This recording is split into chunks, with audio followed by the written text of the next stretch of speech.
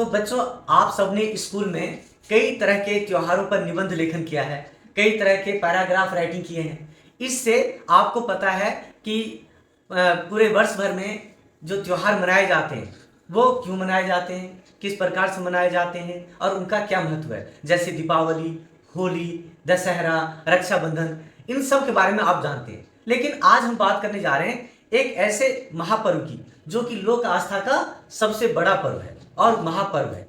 और यह त्योहार क्यों मनाया जाता है, कब मनाया जाता है, कैसे मनाया जाता है और इसका महत्व क्या है। तो आज हम जानते हैं कि ये जो छठ महापर्व है जिसकी मैं बात करने जा रहा हूं, ये छठ महापर्व आपका दीपावली के छठे दिन प्रारंभ होता है। जैसे कि इस बार ये चतुर्थी से शुरू होता है, शुक्ल पक्ष के चतुर्थी से शुरू होता है और सप्तमी में जाकर समाप्त होता है।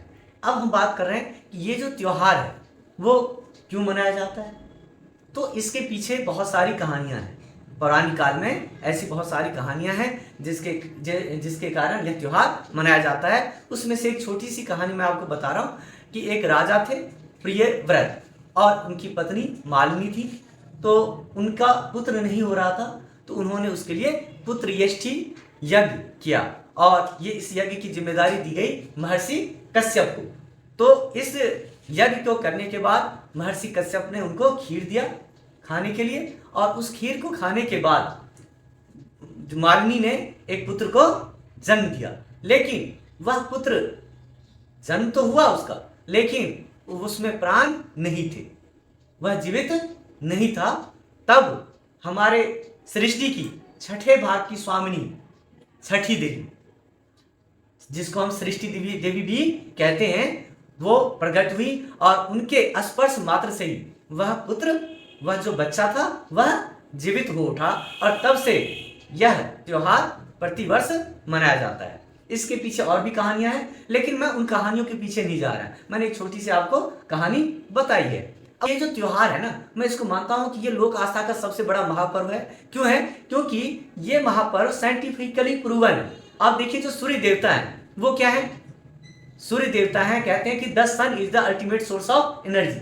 यानी कि जितने भी जीव हैं उन सब का जो एग्जिस्टेंस है, उनका जो अस्तित्व है, वो केवल और केवल किस कारण से है? सूर्य के कारण। अगर सूर्य ना हो तो हम सब जीव जंतु पौधे कोई भी जीवित नहीं रहेंगे। तो इसमें जो उपासना की जाती है किसकी की जाती है? सूर्य देवता की।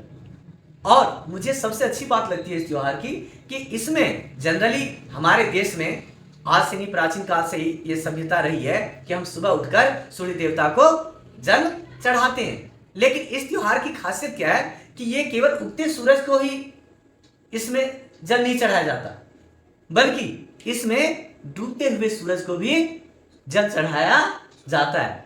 उगते सूरज को तो सभी करते हैं, उगते सूरज की पूजा तो सभी करते हैं, लेकिन डूबते हुए सूरज की पूजा करने से हमें क्या शिक्षा मिलती है? हमें यह शिक्षा मिलती है कि जब कोई जिंदगी में आगे बढ़ रहा होता है, तरक्की कर रहा होता है, तो दुनिया उसको सलाम करती है, दुनिया उसको नमस्कार करती है। लेकिन हम एक ऐसा महापर्व मनाते हैं, त्योहार मनाते हैं, जब हम डूबते हुए सूर्य को भी क्या देते हैं? प्रणाम करते हैं, नमस्कार करते हैं। यह बताता है कि चाहे सुख हो चाहे दुख हो, हमें दोनों ही स्थिति में एक जैसा रहना है। क्यों? क्योंकि रात के बाद दिन निकलता है, फिर दिन के बाद रात। ऐसा ही जीवन है, इसमें कभी सुख भी आते हैं और कभी दुख भी आते हैं। इस त्योहार से हमें ये शिक्षा मिलती है कि हमारे साथ जीवन में चाहे सुख हो दुख हो, चाहे खुशी हो चाहे गम हो, चाहे सफलता हो या असफलता हो, हमें किसी भी परिस्थिति में अपने धैर्य को नहीं खोना है। हमें और ऐसा भी नहीं है कि जब हम बहुत तरक्की कर रहे हो तो हमारे अंदर क्या आ जाए? अहंकार आ जाए। क्यों? इसलिए नहीं अहंकार आना चाहिए। क्यों?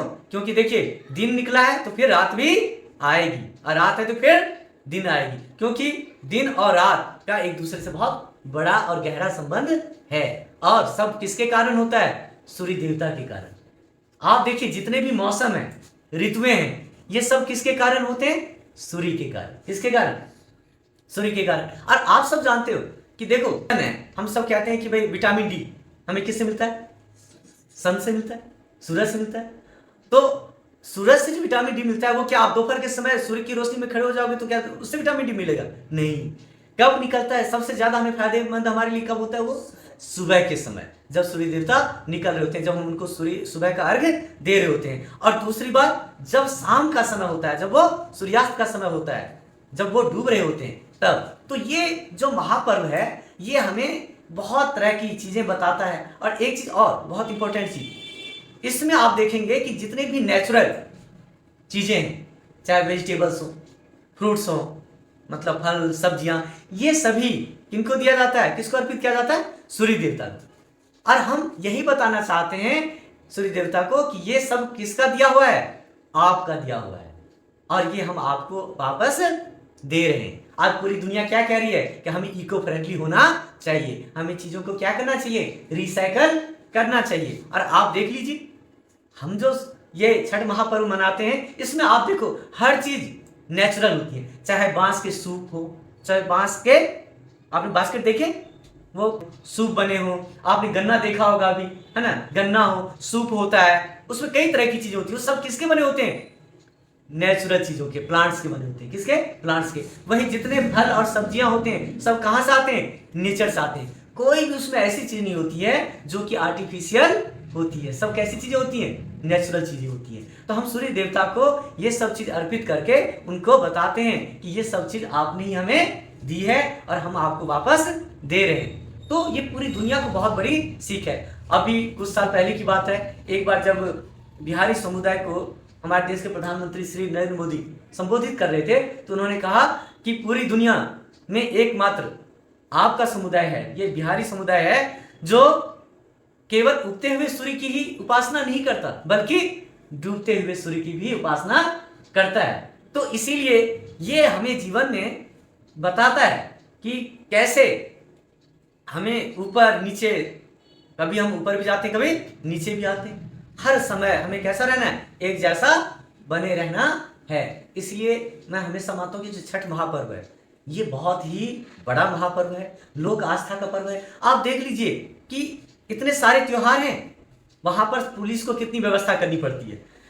शराब की दुकानें बंद करनी पड़ती हैं, पुलिस की बहुत सारी मार्चिंग होती है, बहुत तरह की व्यवस्थाएं करनी पड़ती है, शांति स्थापित करनी होती है कि कहीं दंगे न हो जाए। लेकिन छठ महापर्व में देख लीजिए, कहीं भी न कहीं शांति की कोई समस्या आती है, क्योंकि ये महापर्व ऐसा है जिसमें कि ऐसा लगता है कि जो सभी धर्म के लोग हैं सभी एकजुट हो गए हैं, और इसमें किसी के अंदर कोई भी बैर की भावना नहीं है, ईर्ष्या द्वेष दंगे की भावना नहीं आती। सभी लोग इस त्योहार को बड़े ही उल्लासपूर्वक मनाते हैं, और जो नहीं मनाते वो भी छठ घाट पर जाते हैं और वहां पर उनके साथ शामिल होते हैं और छठी मैया की कृपा लेने का प्रयास करते हैं, उनको प्रणाम करते हैं, ताकि उनको भी जीवन में क्या मिले?